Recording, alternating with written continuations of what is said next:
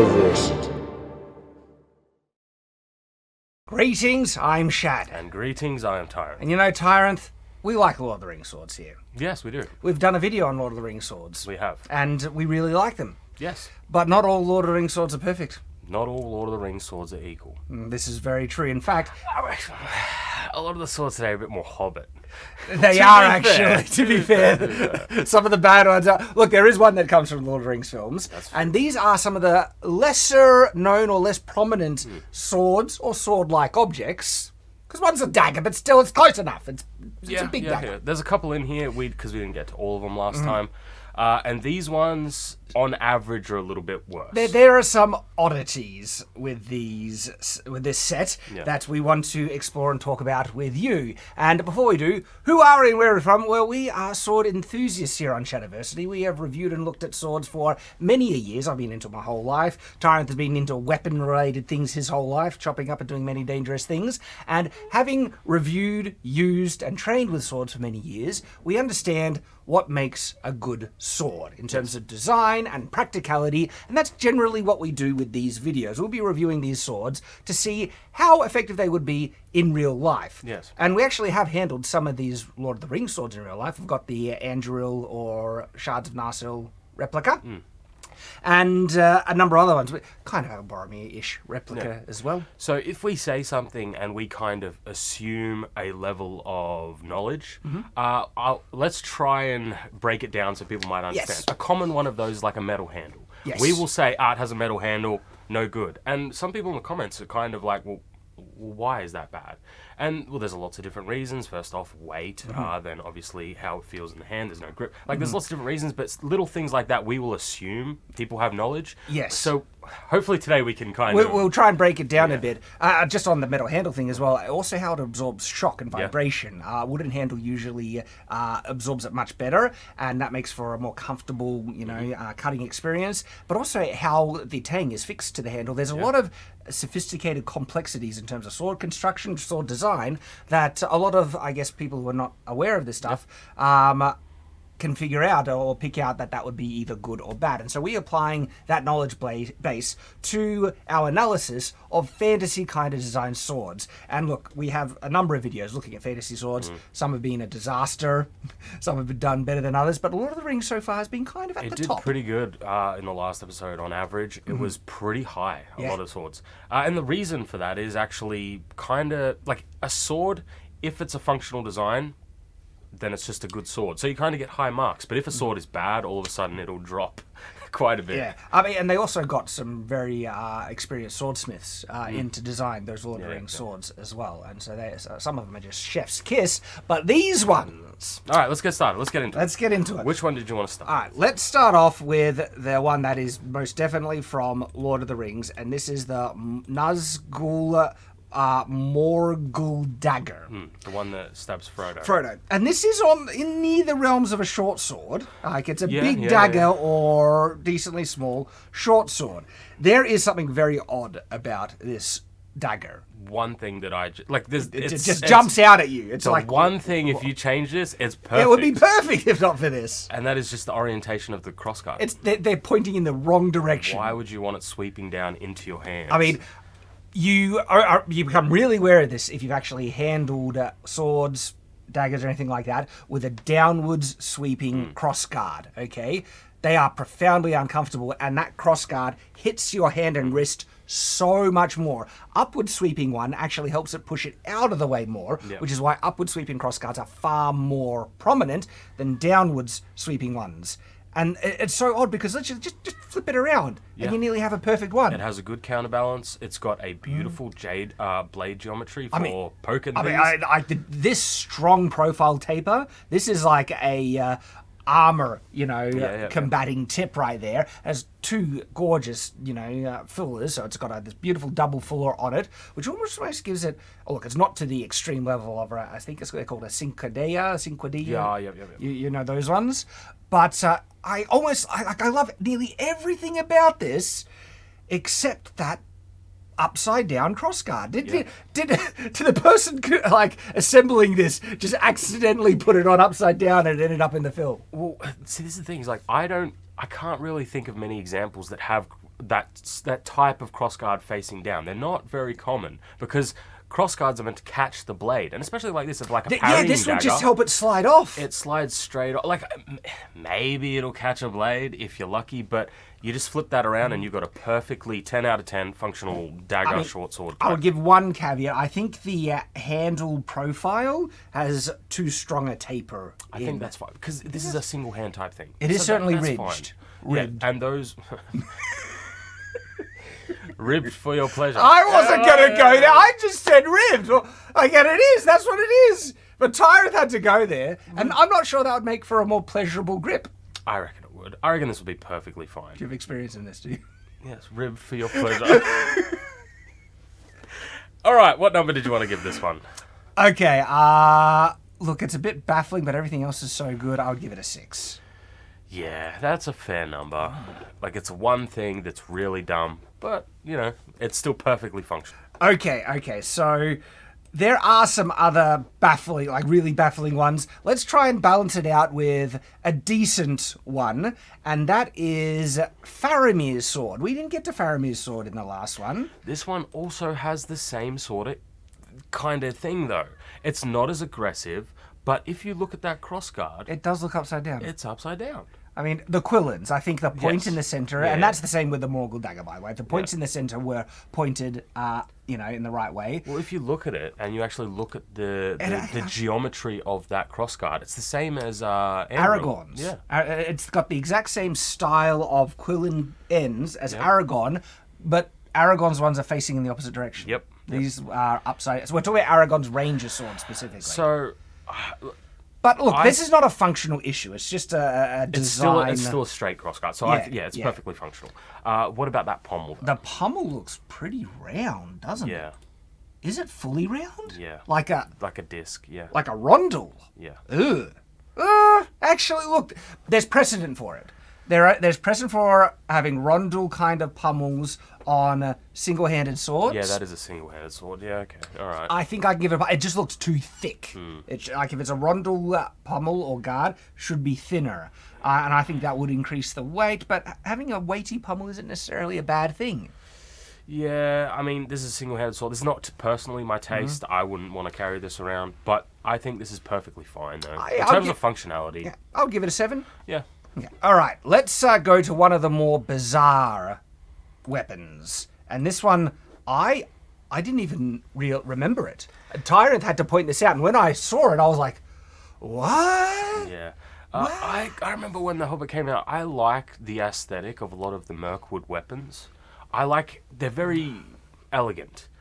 But this is one of those things where they're doing that. It's like Death Sickles. Yes. It's like Thanos' sword. Yes. They're doing that dumbass opposite-facing blade thing. Stupid. Yeah. It's really dumb.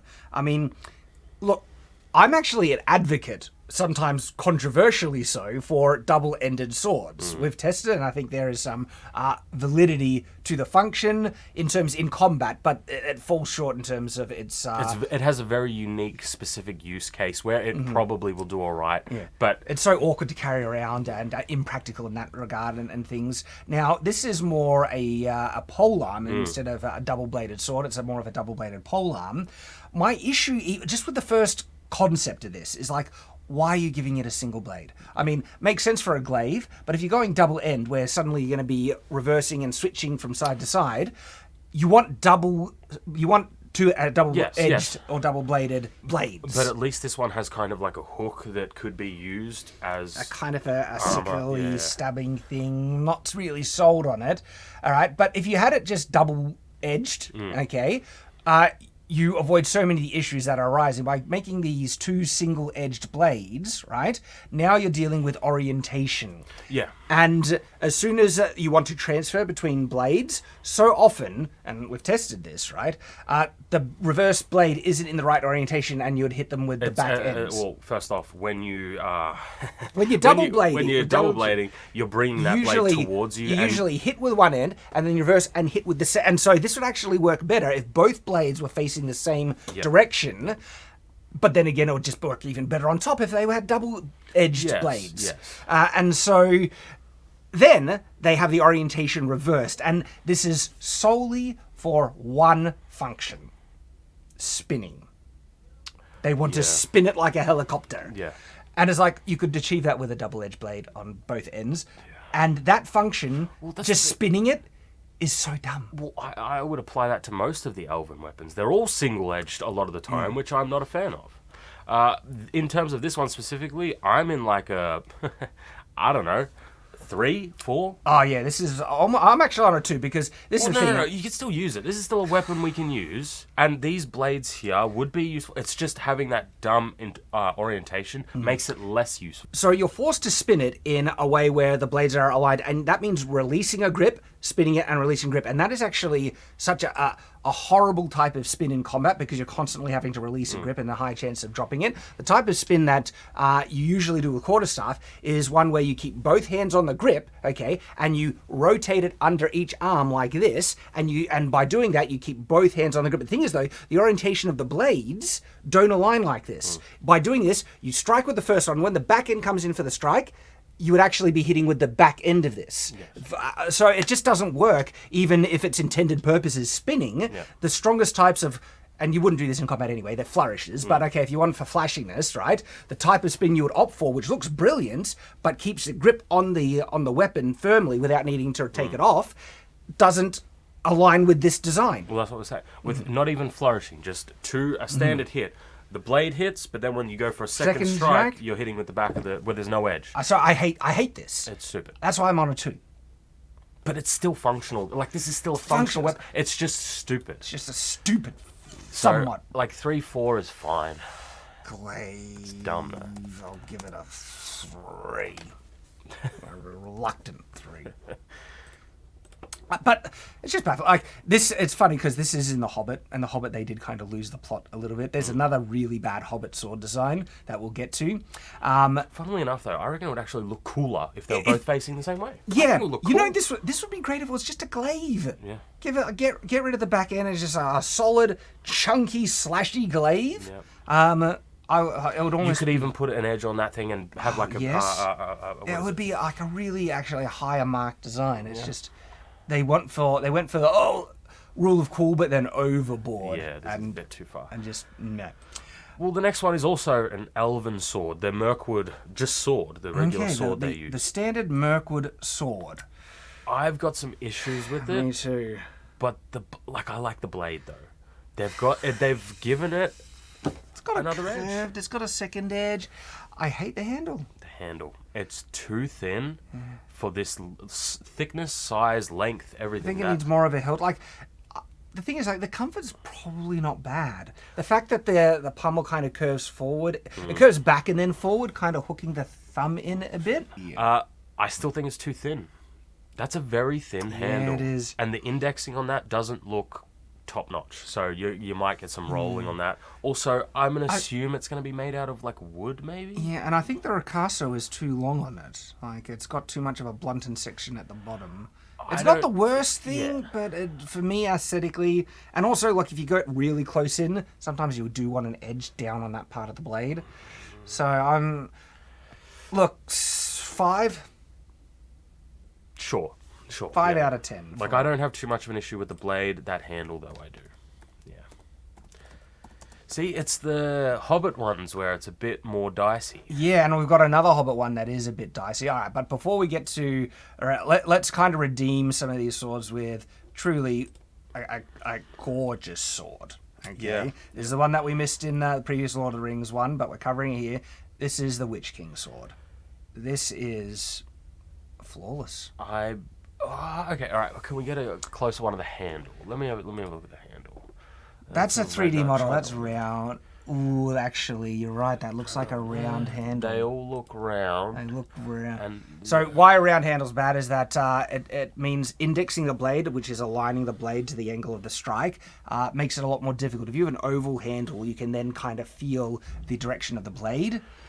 This looks round. On top of that, it means the blade can roll in your hand as well. Yeah. So you're not hitting with the edge. That's a very... GL's almost flawless. Yeah. That's a disappointment, because if they could just fix that, you got such a gorgeous sword here. Like the crossguard is just chef's kiss. Yeah. I mean, people might think it's plain in terms of its profile, but then it has that pattern on the flat surface. Yeah, no, that's oval. You sure? That is oval. That's round, man. No, that's oval. That's not That's oval. more. That is. It's rounder, but it's slightly oval. That's round. That there is the crease of the leather. That's not contouring line. That's round. Look at the pommel. It's round. It's it's not perfectly round. It's slightly. It's round. This here Could be better. is just the leather seam because it's round. That's why they've got the seam right on the center. Ah, dang it! Because it's got everything else. Gorgeous ricasso on it, and you can have a longer ricasso of this size with a sword of this size. This is a great sword. Okay. I reckon the reason why they've given it a round handle is just because they've made it so thin. They've kind of locked themselves into a round handle. Yeah, right. It should be fat, like wider. Yeah. That would give a much more comfortable grip. Yeah. The pommel is stylized and weighty, and looks like it's in proper proportion to everything else. Is it though? That pommel is not too big compared for the size of the sword. That's a big pommel. This one here. Okay. That's a big pommel. Yeah, okay. Yeah. So look, all right. The handle is the real only issue here. Everything else is near chef's kiss. What would we give that though? That's a complicated an 8 out of 10 for me. Nah. Like, this is important, right? Because you'll go, 8 out of 10. But then once you start using this, you would hate it. I would hate it. Everybody would hate it. If everything else was all made and it had a good balance on it, it's a great sword. Because you would start going to cut and you'd be like, why am I not able to cut? And it's like, your edge alignment's just off. Everything else is so nice. I agree. I reckon it's a 7. I reckon it's an 8. It's a round handle, dude. That's the only thing. That's a huge overlook. This isn't a game weapon. This is like, and is the handle wood or not? It doesn't look like it's full metal. I don't think it's full metal. I think it's got. Yeah, that's what. Yeah. Everything else is good. They know better. They've made so many perfect swords, and then they give that one a round handle. We gave Faramir a 7, and this is better than Faramir. It's a round handle. All right, how many 7. swords do we have over there with a round handle? Like 0. That's not how you make swords. There are some historical swords with round handles, actually. Long swords? Not that I know of long swords, no. What sword's that? So there were some Indian swords that I know of. Is that an Indian sword now? No, they exist. I'm just saying. Doesn't mean they're good. Okay. All right. That hurt. I like that. That did, because I didn't even notice that until we were looking at it. Yeah. All right. Okay, maybe this will redeem us. Let's look at Legolas's... Look, daggers / short swords. Actually, on that line between the two. Well, the context is that he's a bowman. Yeah. So... and in my review of Helm's Deep, where I looked at the battle, right, I actually comment that in the style of fighting where he's enclosed by lots of enemies all around, stuff like that, having shorter weapons, just jabbing it in the gaps of armor, right, could actually be really effective if it's not needing to deal with arrow fire as much. And people misunderstand how devastatingly deadly short swords can be. Okay. Because it's not his main weapon, and taking that into context, I think they're alright, because they'll be lightweight, they're relatively, they're smaller. I do have an issue. The handle. Specifically the lack of a hilt. Well, I take more issue with that kind of like... The curve I'm okay with. Well, the curve is right in the center. Because these are daggers, and you're going to be stabbing a lot, and when you stab with a dagger, you have a lot more leverage to force it in than a normal sword, which you can rely on the weight, right? I'm not saying it's an issue, like a big issue. I'm just saying it's weird. But it's I'm odd. saying on a stab, your hand could slide down onto the blade with this type of thing. Oh yeah, without a guard. You need something. Yeah. You need a guard, a lip, or anything, which would be so much better. And I actually think this is a significant oversight with this design. It needs something.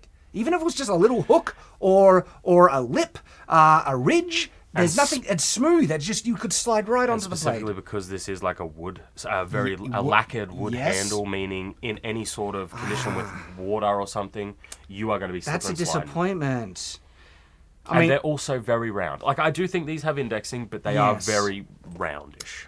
That's a big oversight for these.